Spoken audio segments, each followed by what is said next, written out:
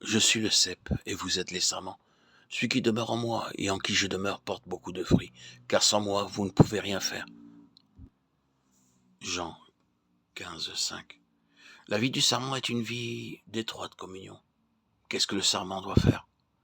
Vous connaissez ce mot précieux, inépuisable que Christ a employé. Demeurer. Votre vie doit être une vie qui demeure. Et comment cette vie peut-elle demeurer?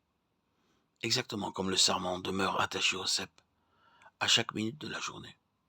Les sarments sont en communion étroite et ininterrompue avec le cep, de janvier à décembre. Ne puis-je vivre chaque jour? C'est presque une terrible chose d'avoir à poser la question. Ne puis-je vivre en communion constante avec le cep divin?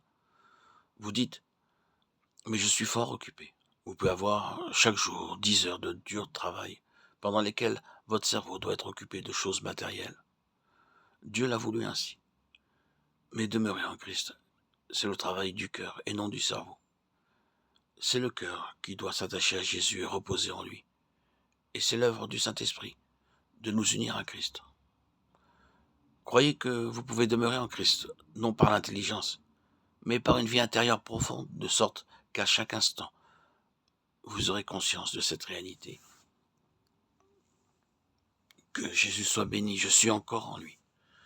Si vous apprenez à mettre de côté pour un temps tout autre travail pour entrer en contact avec le divin cep, vous verrez que le fruit viendra. Comment pouvons-nous appliquer dans notre vie ce qui se rapporte à cette communion constante? Qu'est-ce que cela signifie? Cela signifie une étroite association avec Christ dans la prière secrète.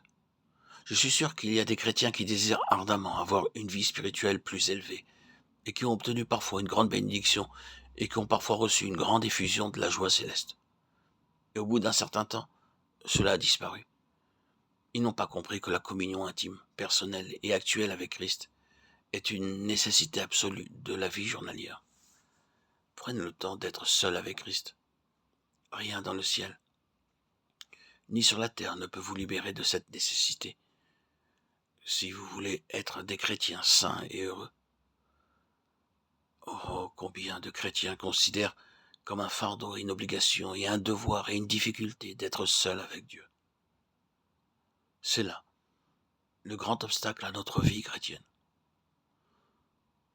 Nous avons besoin d'une communion tranquille avec Dieu. Et je vous déclare au nom du divin cep que vous ne pouvez être des sarments en bonne santé, des sarments dans lesquels la sève divine peut couler, si vous ne consacrez pas beaucoup de temps à la communion avec Dieu. Si vous ne voulez pas sacrifier du temps pour être seul avec lui et lui donner le temps, chaque jour, de travailler en vous. Et ainsi, fortifier le lien qui vous unit à lui. Il ne peut vous donner cette bénédiction de la communion ininterrompue.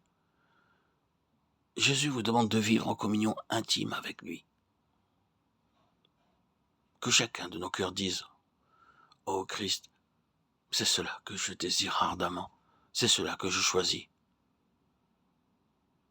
Et il vous le donnera avec joie.